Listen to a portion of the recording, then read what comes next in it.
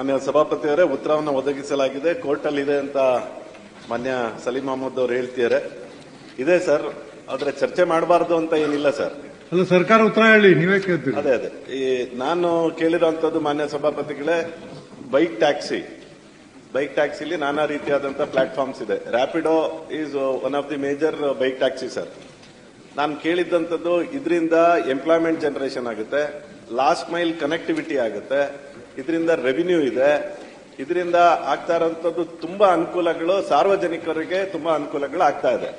ಹಾಗಾಗಿ ಇದಕ್ಕೆ ಸೂಕ್ತವಾದಂತ ಸರ್ಕಾರ ತೀರ್ಮಾನ ತಗೊಂಡು, ನಾವು ಕೋರ್ಟಲ್ಲಿದೆ ಅದಕ್ಕೋಸ್ಕರ ಚರ್ಚೆ ಮಾಡೋದು ಬೇಡ ಅನ್ನೋದಕ್ಕಿಂತ ನಾವು ಕೋರ್ಟಿಗೆ ಸರಿಯಾದಂತಹ ಮಾಹಿತಿಗಳನ್ನ ಕೊಟ್ಟು, ಅವ್ರು ಏನು ಇವತ್ತು ಆ ಪ್ಲಾಟ್ಫಾರ್ಮ್ ಯೂಸ್ ಮಾಡ್ತಾ ಇರೋಂತಹ ಓನರ್ಗಳಿದ್ದಾರೆ ಅವ್ರ ಜೊತೆ ಕೂತು ಇದಕ್ಕೆ ಬೇಕಾಗಿರುವಂತ ಸಣ್ಣ ಪುಟ್ಟ ಬದಲಾವಣೆಯನ್ನ ಸರ್ಕಾರದ ವತಿಯಿಂದ ಮಾಡಿದ್ರೆ ಸರ್, ಇಲ್ಲಿವರೆಗೂ ಗಿಗ್ ವರ್ಕರ್ಸ್ 8 ಲಕ್ಷ ಜನ ಯುವಕರಿದ್ದಾರೆ ಸರ್.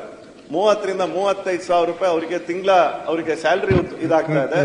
ಅಕ್ಕಪಕ್ಕ ನಾವು ಬೆಂಗಳೂರು ನಾವು ಮೇನ್ ಆಗಿ ಇಟ್ಕೊಂಡ್ರೆ ಇವಾಗ ಶಿವಮೊಗ್ಗದ ತನಕ ಝೊಮ್ಯಾಟೊ, ಸ್ವಿಗ್ಗಿ ಈ ತರ ಡೆಲಿವರಿ ಇರುವಂತವ್ರು, ಈ ತರದ್ದು ಬಹಳ ವಿಶೇಷತೆಗಳು ಅದರಿಂದ ಆಗ್ತಾ ಇರೋ ಕಾರಣಕ್ಕೆ, ಸಾರ್ವಜನಿಕರಿಗೆ ತುಂಬಾ ಅನುಕೂಲ ಆಗ್ತಾ ಇರೋ ಕಾರಣಕ್ಕೆ ದಯಮಾಡಿ ಸರ್ಕಾರ ಇದಕ್ಕೆ ಸೂಕ್ತವಾದಂತ ನಿರ್ಧಾರವನ್ನ ತಗೋಬೇಕು.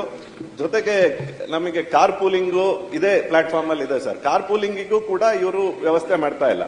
ಹೆಂಗೆ ಬೈಕ್ ಟ್ಯಾಕ್ಸಿ ನಮಗೆ ಅನುಕೂಲ ಆಗ್ತಾ ಇದೆ, ಎಸ್ಪೆಷಲಿ ಸರ್ ಮೆಟ್ರೋ ಇಂದ 1 ಕಿಲೋಮೀಟರ್ 2 ಕಿಲೋಮೀಟರ್ ದೂರದಲ್ಲಿರುವಂತಹ ಮನೆಗಳಿಗೆ ಹೋಗುವಂತವ್ರಿಗೆ ಬಹಳ ಕಷ್ಟ ಆಗ್ತಾ ಇದೆ. ಅವ್ರಿಗೆ ಬೇರೆ ವ್ಯವಸ್ಥೆ ಸಿಗಲ್ಲ. ಆ ಬೇರೆ ವ್ಯವಸ್ಥೆ ಸಿಕ್ಕಿದ್ರು ತುಂಬಾ ಕಾಸ್ಟ್ಲಿ ಆಗುತ್ತೆ, ಮೆಟ್ರೋಕ್ಕಿಂತ ಜಾಸ್ತಿ ದುಡ್ಡು ಕಟ್ಟಬೇಕಾಗತ್ತೆ. ಬೈಕ್ ಇದ್ರೆ ಅವರು 1 ಕಿಲೋಮೀಟರ್ 2 ಕಿಲೋಮೀಟರ್ ಹೋಗುವವರಿಗೆ ಅನುಕೂಲ ಆಗುತ್ತೆ. 8 ಲಕ್ಷ ಜನ ಇಲ್ಲಿವರೆಗೂ ಸರ್, ಇಲ್ಲಿವರೆಗೂ 50 ಲಕ್ಷ ಜನಕ್ಕೆ ಇದು ಅನುಕೂಲ ಆಗಿದೆ ಸರ್. ಅದರಿಂದ ನಮ್ಮಂತ ಸಣ್ಣ ಊರಿಗೂ ಅದು ಬಂದಿದೆ. ಮತ್ತೆ ಕಾರ್ ಪೂಲಿಂಗ್ ಬಗ್ಗೆನೂ ಕೂಡ ನಾವು ಹಿಂದೆನೂ ಕೂಡ ಕೊಟ್ಟಿದ್ವಿ ಮಾನ್ಯ ಸಭಾಪತಿಯವರೇ, ಕಾರ್ ಪೂಲಿಂಗಿಗೆ ಅವಕಾಶ ಮಾಡಿಕೊಡಿ ಅಂತ. ಸರ್ಕಾರ ಇದ್ರೊಳಗಡೆ ರೆವಿನ್ಯೂನ ಹೆಂಗ್ ಕಲೆಕ್ಟ್ ಮಾಡಬೇಕು ಅಂತ ಸಭಾಧ್ಯಕ್ಷರೇ,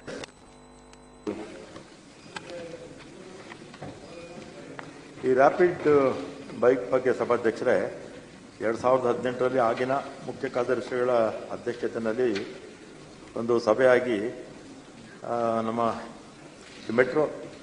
ಮೆಟ್ರೋ ಡೈರೆಕ್ಟರ್ಗೆ ಒಂದು ಸಮಿತಿ ಅವರ ಅಧ್ಯಕ್ಷತೆಯಲ್ಲಿ BMRCL ಅವರ ಅಧ್ಯಕ್ಷತೆಯಲ್ಲಿ ಒಂದು ಸಮಿತಿ ಮಾಡ್ತಾರೆ ಸಭಾಧ್ಯಕ್ಷರೇ. ಆ ಸಮಿತಿ ಏನು ಹೇಳ್ತಾರೆ ಅಂದರೆ, 22/5/19ರಲ್ಲಿ ಬೈಕ್ ಟ್ಯಾಕ್ಸಿ ಯೋಜನೆ ಜಾರಿಗೊಳಿಸುವುದು, ಕಾರ್ಯಸುವುದು ಆಗಿರುವುದಿಲ್ಲ ಅಂತ ವರದಿ ಕೊಡ್ತಾರೆ. ಆದರೂ ಕೂಡ ಆಗ ಸರ್ಕಾರ 2014/7/21ರಲ್ಲಿ ಇವರು ಮಾತ್ರ ಸಭಾಧ್ಯಕ್ಷರೇ ಬ್ಯಾಟರಿ ಚಾಲಿತ ವಿದ್ಯುತ್ ಮತ್ತೆ ವಿದ್ಯುತ್ ಮೋಟಾರ್ ಸೈಕಲ್ಲು ಮತ್ತೆ ವಿದ್ಯುತ್ ಬೈಕ್ಗಳು ಮಾತ್ರ ಅವಾಗ ಅನುಮತಿ ಕೊಡ್ತಾರೆ. ಆಮೇಲೆ ಏನಾಗುತ್ತೆ, ಅವ್ರು ಯಾರೂ ಕೂಡ ಅಪ್ಲೈ ಮಾಡಲಿಲ್ಲ. ಅವಾಗ ಅವಕಾಶ ಇದ್ರೂ ಕೂಡ ತಗೊಳ್ಳಿಲ್ಲ. ಮತ್ತೆ ಅವಾಗೇನಾಯಿತು, ಈ ಆಟೋ ಚಾಲಕರು ಇವರೆಲ್ಲ ಸ್ಟ್ರೈಕ್ ಮಾಡಿದ್ರು, ಜ್ಞಾಪಕ ಇರಬೇಕು ನಿಮಗೆ. ಸೆಪ್ಟೆಂಬರ್ 11ನೇ ತಾರೀಕು ಇವರು ಬೈಕ್ ರ್ಯಾಪಿಡೋ ಬೈಕ್ನವರು ಪೆಟ್ರೋಲ್ ವೆಹಿಕಲ್ಸ್ನ ಉಪಯೋಗಿಸ್ತಾ ಇದ್ದಾರೆ, ನಮಗೆಲ್ಲ ತೊಂದರೆ ಆಗ್ತಾ ಇದೆ ಅಂತ ಅವರು ಕೂಡ ಅವಾಗ ಸ್ಟ್ರೈಕ್ ಮಾಡಿದ್ರು. ಪೆಟ್ರೋಲ್ ವೆಹಿಕಲ್ಸು ಅವಾಗ ಅವಕಾಶ ಕೊಟ್ಬಿಟ್ಟಿದ್ರೆ ಈ ಸಮಸ್ಯೆನೇ ಇರ್ತಿರಲಿಲ್ಲ.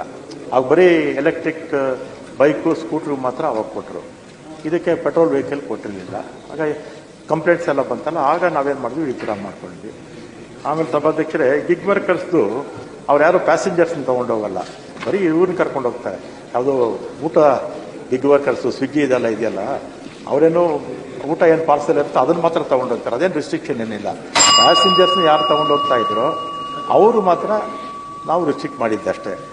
ಆಮೇಲೆ ಈ ಕಾರ್ ಪೂಲಿಂಗ್ದು ಕೂಡ ಏನು ಆ ಥರದ್ದು ನಾವೇನು ರಿಸ್ಟ್ರಿಕ್ಷನ್ ಏನು ಮಾಡಿಲ್ಲ, ಅದಕ್ಕೇನು ಕಾನೂನು ಯಾರೂ ನಮ್ಮನ್ನು ಕೇಳ್ಕೊಂಡು ಇಲ್ಲ, ನಮ್ಗೆ ಇದೇನೋ ಅವಕಾಶನೇ ಇಲ್ಲ ಸಭಾಧ್ಯಕ್ಷರು. ಅದರಿಂದ ಮತ್ತೆ ಕೋರ್ಟಲ್ ಬೇರೆ ಇದೆ.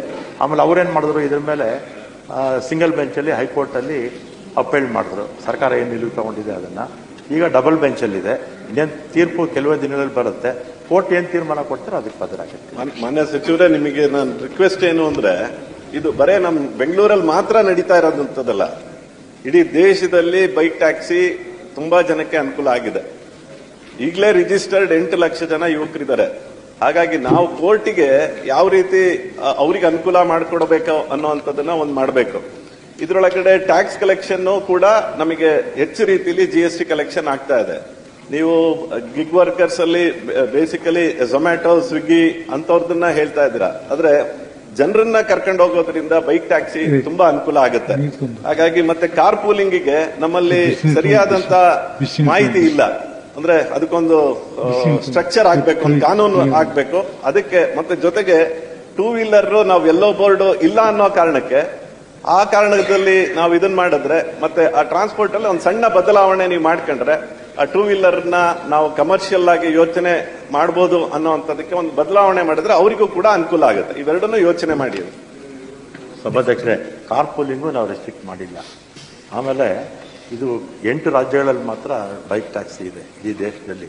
ಆಮೇಲೆ ಹೇಗಿದ್ರು ಕೋರ್ಟ್ ಜಡ್ಜ್ಮೆಂಟ್ ಬರುತ್ತೆ, ಆಮೇಲೆ ಕೂತ್ ಚರ್ಚೆ ಮಾಡೋದು. ಈಗ ಕಂದಾಯ ಸಚಿವರು